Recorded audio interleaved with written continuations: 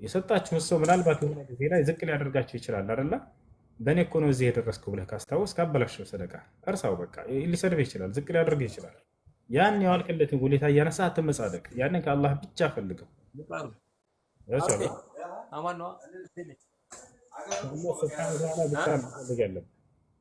እሱ ነው እና ነቢያችን ሰለላሁ ዐለይሂ ወሰለም ወረጁሉን ተሰደቀ ቢሰደቀትን ፈአኽፋሃ ሐታ ላ ተዕለመ ሽማሉ ማ ተንፊቁ የሚንሁ ማለት ይሄ ነው። ሌላኛው ወረጁላን ተሐባ ፊላህ ለአላህ ብለው የተዋደዱ ሰዎች፣ ለአላህ ብለው የተዋደዱ ምንም ምድራዊ ጥቅም አላገናኛቸውም፣ ንግድ አላገናኛቸውም፣ ምንም ያገናኛቸው የአላህ ስብሐነሁ ወተዓላ ውዴታ ነው። እምነታቸውን ያገናኛቸው ያን ያዋደዳቸው።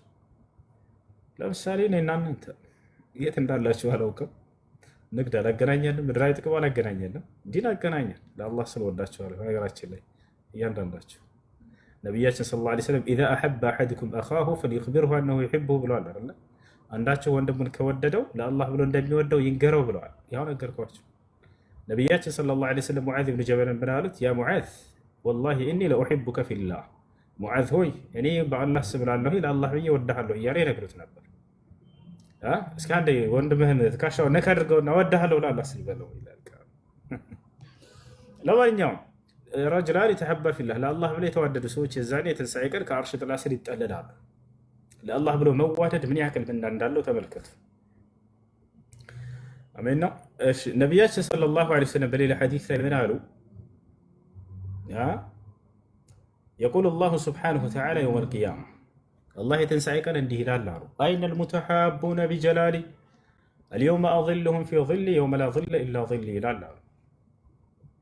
የታሉ እነዚያ በምድር ላይ ለእኔ ክብርና ልቅና ሲሉ የተዋደዱ ባሪያዎች ይላል። እነሆ ዛሬ ከእኔ ጥላ ውጭ ማንም ጥላ በሌለበት ጊዜ አስጠልላቸዋለሁ ከአርሽ ጥላ ስር ብሎ ይናገራል አሉ። የዛኔ እነዚያ ሰዎች እየተመነጠሩ ይወጣሉ ከመሕሸር ሰው ሊቆመበት ካለው ከ50 ሺህ መቆሚያ ቦታ እየመጡ በአርሽ ጥላ ስር በዙፋን በክብር ይቀመጣሉ። ያ ነው።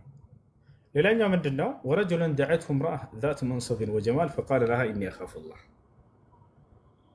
የውበትና የስልጣን ባለቤት የሆነች ሴት እና ራሴን ዝግጁ አድርጌልሃለሁ ብላ ጠርታው እኔ አላህን እፈራለሁ ብሎ እምቢ ብሎ የታቀበና እምቢ ያለ ሰው ብሎ ተናገሩ ነብዩ ሰለላሁ ዐለይሂ ወሰለም። ይሄ ነው።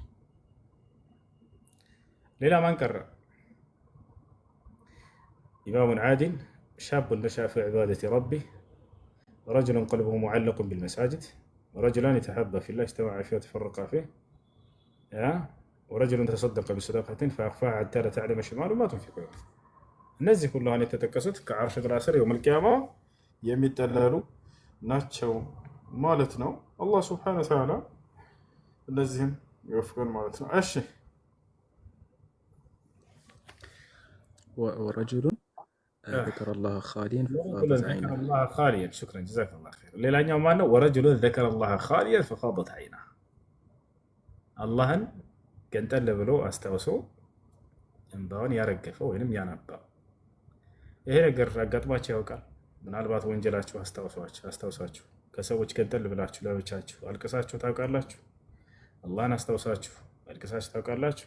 ያ እንባ ውድ እንባ ነው። ነገ የውመል ቂያማ ከአርሽ ጥላ ስር ከሚጠለሉ ሰዎች መካከል ከሰዎች ገንጠል ብሎ አላህን አስታውሶ ያለቀሰ ሰው እሱ ነገ የውመል ቂያማ ከአርሽ ጥላ ስር የሚጠለል ይህ ነው። እሺ እነዚህ ሁሉ ወንድን ብቻ ነው ወይ የሚመለከቱት ከተባለ ሴትንም ወንድንም እኩል ነው የሚመለከቱት።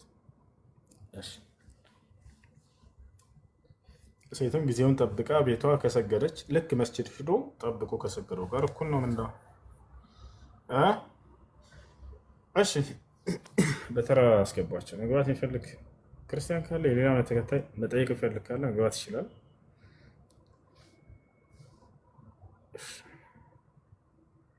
ረጁሉን ቀልቡሁ ሙዐለቁን ቢልመሳጅድ።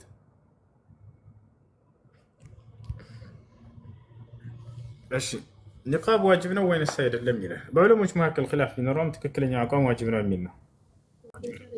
وهذا من كتابه الإمام العلامة رحمه الله تعالى والشيخ ابن عثيمين وصالح الفوزان. ايش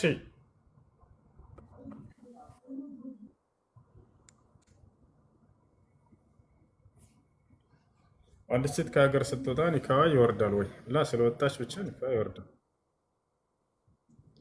ኒካ ይወርዳል። እሺ ቀጥሉ። እሺ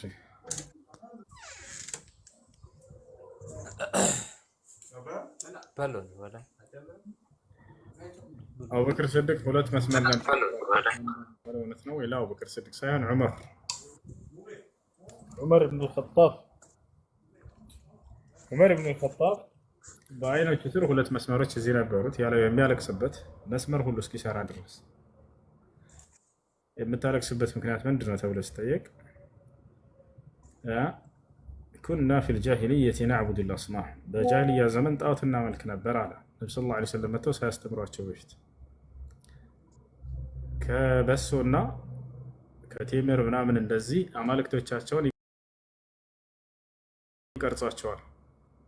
ገብቷቸዋል። ወይም ጻድቅ ነው ብለው የሚያስቧቸውን አካሎች ያማልዱናል ብለው መላእክት ሊሆን ይችላል፣ ቅዱሳን ሊሆን ይችላል፣ ጻድቃን ሊሆን ይችላል። እነዚህን አካሎች ይቀርጿቸዋል ከቴምርና ከበሶ ምናምን። መንገድ ላይ ጉዞ ሲጓዙ ይዘዋቸው እንዲሄዱ ዘንድ ማለት ነው። ከዛ መንገድ ላይ በቃ እነዚያን ይለምናሉ፣ ይጣራሉ። ተመልከቱ። ሲርባቸው ደግሞ እንገምጣቸዋለን አለ ከራቡ።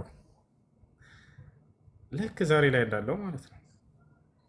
የጌታ ስጋና እራት ይባላል አይደለ? የጌታ ስጋና ደም። ይሄ ጣዖታዊ አምልኮ የዛኔ ነበር። ጃሂልያ ዘመን ላይ ይሄን እናደርግ ነበር አለ። የጌታ ስጋ በሚል ያንን ቴምር የሰሩትን ከበሶ ከዱቄት ምናምን እንደዚህ የሰሩና ያንን ይበላሉ። የጌታን ስጋ እንደበላ ያስባሉ እነዚህ ሰዎች ታሻላረ። እና በዚህ መንገድ ላይ ነበርኩኝ እያለ ያለቅስ ነበር ዑመር ብን አልኸጣብ። እንዲህ አይነት ጣዖት አምልኮ ላይ ነበርን ይላል። ጻድቅ ብለው የሚያስቧቸውን አካሎች የሚለምኗቸውን የሚጠሯቸውን ልክ እንዲህ ከዱቄት ከምናምን እየሰሩ ይዟቸው ይሄዱ። እነዚያን ይበላሉ፣ ይጠጣሉ። እና በዚህ ያለቅስ ነበር። ኩና ፊል ጃሂልየቲ ነዕቡዱ ልአስናም